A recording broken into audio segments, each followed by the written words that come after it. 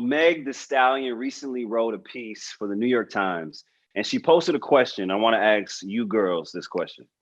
What does it mean to be a woman of color in 2020? I think being a student, because that's all I can really speak about, but in every classroom, automatically, I was just kind of deemed like the ghetto, not smart, like doesn't really deserve to be in these high level classes. And I would feel like I had to prove myself more, like especially, AP classes and stuff. So I would be enrolled in those. And I had a teacher actually, my English teacher, the first day was like, I think you're in the wrong class. Because he saw me at lunch with my friends prior and he made a comment about how our music was too loud. We need to calm down. It's a school environment. You know what I mean? So I don't like that. I know. So I just think being like, it's just kind of having to break people's stereotypes of like, all we're doing is housework. We don't have the intelligence to be in these conversations like we're having now on the mix. So I think, I mean, personally, that's my experience. I think to be a woman of color in 2020 means that you need to be brave and bold. I think with all that we're facing right now, it's like you have to stand in your truth and you have to be who you are. You can't be afraid, if you speak out or if you say this or do this, you might lose that job opportunity or you might lose friends or you might lose money or you might lose support. You just have to stand in your truth. And I always speak to that because I grew up single parent household. My mom, I always say, is the strongest woman I know. I honestly only seen her cry in my life. I'm 24 about 3 times.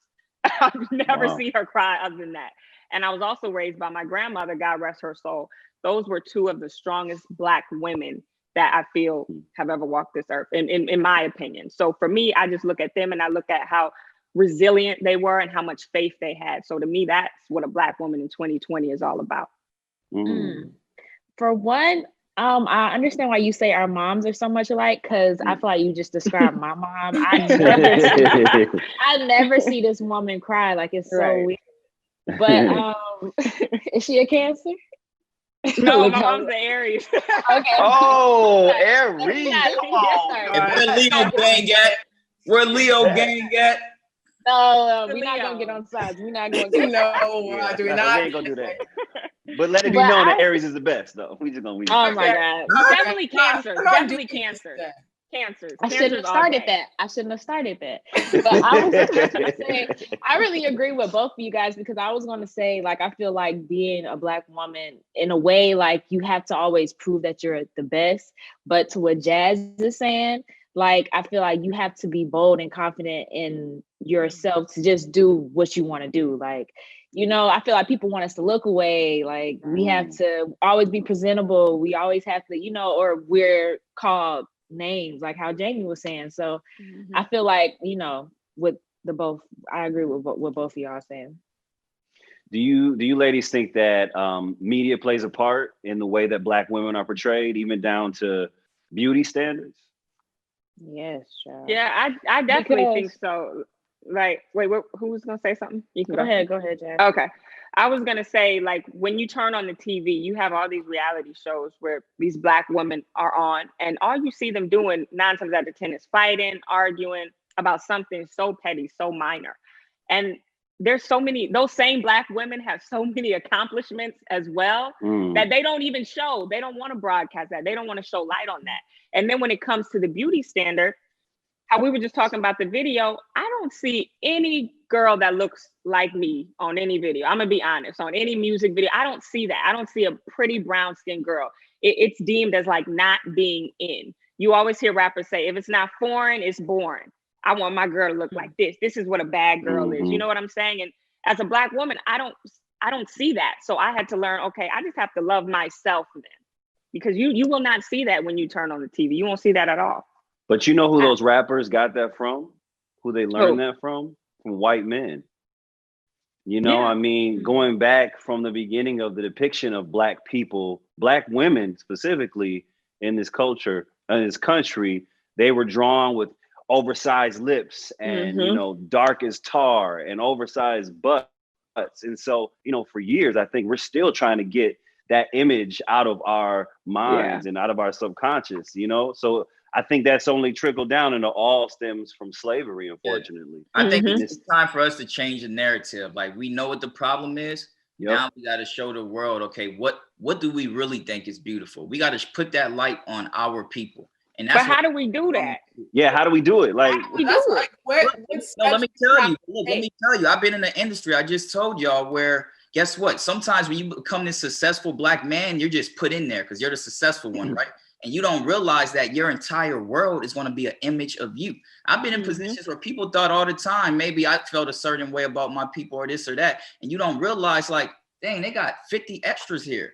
You know, you got to be more conscious of, let me request, I want 50 black extras, or I want 40 black and this and that. So now it's just about education. Education is everything. And that's why I tell people at the end of the day, it's not how you start, it's how you finish. If you learn something new, it's not about being perfect, but it's about applying that to your life now. And I think we just got to apply it to life. We got to make it be known. We have to show it. And that's what it's about, because that's what they've been doing for hundreds of years now. You go watch any movie back in the day. How many black actresses was in there? None, because you thought that was normal.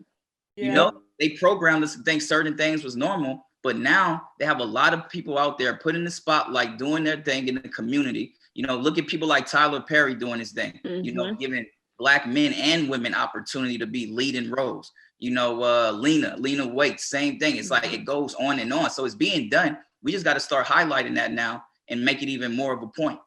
So then let me ask, I kind of want to turn the tables and ask Anton and Romeo, what's it like being a young black man in America? What does that mean to you? Man, this is a dark subject right now. Cloud hanging over me. No, I promise we'll get to fun topics, but we got to keep it real, and I'm gonna just keep it sweet. With me being a young black man in 2020, truthfully, you just have to know that you're a young black man. No matter what, you are a black individual. That's what my dad teaches at home. I don't care how much success you have. I don't care who you are. At the end of the day, my dad taught us, we get pulled over by the police, you better be the most polite person on planet Earth, because it's better to come home and tell the story or be alive to tell your story than not. And that's how we have to think. We have to program, like Jazz said, to be 10 steps ahead. You have to program to be better than everybody else. I saw this video back in the day where they showed literally, you know, life in different races. And they put the black people literally like 400 feet behind the other cultures, et cetera, because we're playing catch up. We're playing catch up still in 2020. Well, for me, I don't know. I feel like it's a lot of pressure. A lot of pressure to be strong, a lot of pressure to be the best all the time, a lot of pressure to be educated because of like the stigma that white people have put on black men, that we're uneducated, we're all from the hood, we all sell drugs. It's even so bad as to when I go into places, I make sure that I over-articulate my words, that I don't come across as being ghetto, or that you won't think that I'm going to steal from the store. And that really messes with my psyche, to be honest with you. You know, I feel like also too, there's kind of like a target on our backs. You know, when I walk out of the door, I don't know if I'm gonna. No, exactly. There is a target on our backs, and I don't know if I'm gonna come home safe or not. And to be honest, I kind of feel like in America, black men are becoming an endangered species. You know, we're being killed by police who are supposed to protect us. We're being followed by white supremacists and then gunned down. And then we're also being killed by other black men in our communities. So all of that I have to think about every day is heavy. It's a lot. But Tom, answer me this. Tom, how are we the most targeted, but also the most sought after as well? Because everybody the black. That's all I'm saying. My little the girls over, they be like, "Yo, Ron, need some of that chocolate." The little ones over there, they want chocolate. So it's crazy though. It's like it's very crazy. Yeah, most targeted at the same damn time. I mean, so as the younger generation, guys, as the younger generation, how can we try to change all of these narratives, y'all? I honestly think, I know Anton said he always like wants to articulate more and kind of conform to like what, let's say, the white people want blacks people to be like, but be yourself unapologetically and be like, if you're not going to take it for as it is, that's your problem. That has nothing to do with me. I'm being myself. I am Black, and you're going to have to accept it. Very true. I think that's what we have to start doing.